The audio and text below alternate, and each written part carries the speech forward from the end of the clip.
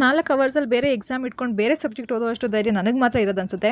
ನಿಮ್ಮ ಅಮ್ಮನ ಪಿಂಡ ಯಾವ ಬೋಳಿ ಮಗನಿಗೆ ಅರ್ಥವಾಗುತ್ತದು. ಕಷ್ಟಪಟ್ಟು ಅವಳಿಗೆ ಗಿಫ್ಟ್ ಪ್ಯಾಕ್ ಮಾಡ್ಕೊಂಡೋದ್ರೆ ನೋಡಿ ಏನು ಹೇಳ್ತಾಳೆ. ನನ್ಮೇಲೆ ನಿನ್ಗೆ ಯಾಕೆ ಇಷ್ಟು ದ್ವೇಷ? ನಾನು ಏನು ತಪ್ಪು ಮಾಡಿದ್ದೀನಿ? ನಾನು ಒಂದು ಪ್ರಾಡಕ್ಟ್ನ ಆರ್ಡರ್ ಮಾಡಿದ್ದೆ.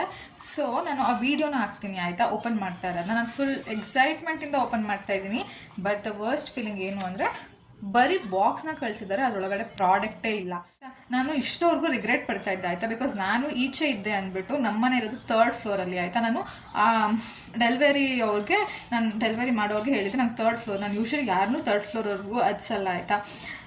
ನಾನೇ ಕೆಳಗಡೆ ಹೋಗಿ ಇಸ್ಕೊಂಬರ್ತೀನಿ. ನನಗೆ ನಿಜವಾಗ್ಲೂ ಗೊತ್ತಾ, ನಾನು ನನ್ನ ಫ್ರೆಂಡ್ಸ್ ಹತ್ರ ಎಲ್ಲ ಹೇಳ್ತಾ ಇದ್ದೆ, ಲೈಕ್ ನಾನು 3rd ಫ್ಲೋರ್ವರೆಗೂ ಹತ್ತಿಸ್ಬಿಟ್ಟೆ ಅವ್ರನ್ನ. ಪಾಪ ಅವರು ಇದೇ ಥರ ಎಷ್ಟು ಡೆಲಿವರಿ ಮಾಡಬೇಕಾಗಿರುತ್ತೆ ಅಲ್ವಾ.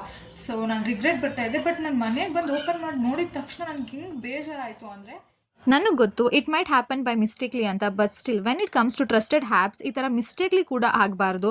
ಸೊ ನನ್ನ ಸಿನ್ಸಿಯರ್ ಸಜೆಷನ್ ಏನು ಅಂದರೆ ದ ಪಾರ್ಸಲ್ನ 1 ಸಲ 2 ಚೆಕ್ ಮಾಡಿ ದೆನ್ ಡೆಲಿವರಿ ಮಾಡಬೇಕು ಅಂತ ಅಷ್ಟೇ.